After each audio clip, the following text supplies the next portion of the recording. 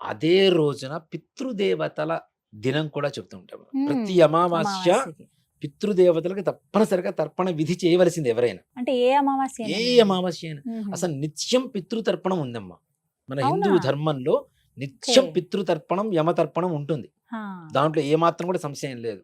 హ్మ్. అందుకని బ్రహ్మయజ్ఞం అనేటువంటి ఒక కార్యక్రమం ఉంటుంది. హ్మ్. సంధ్యావందనం చేస్తుంటాం కదా! సంధ్యావందనం, హ్మ్. బ్రహ్మయజ్ఞం, అగ్ని కార్యం.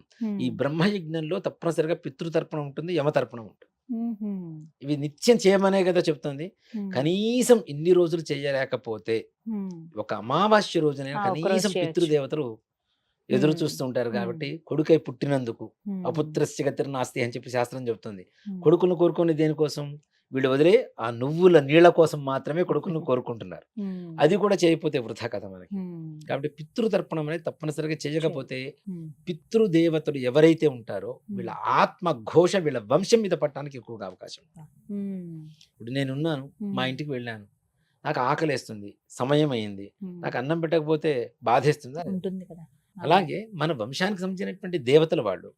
వాళ్ళని ఆ సమయానికి నువ్విచ్చేటువంటి తర్పణం కోసం ఎదురు చూస్తుంటే వాళ్ళని అసంతృప్తిగా అక్కడే ఉంచేస్తూ ఉంటే, ఇవ్వవలసింది ఇవ్వకుండా గౌరవం ఇవ్వకపోతే హ్మ్. వాళ్ళకి బాధేస్తుంటుంది.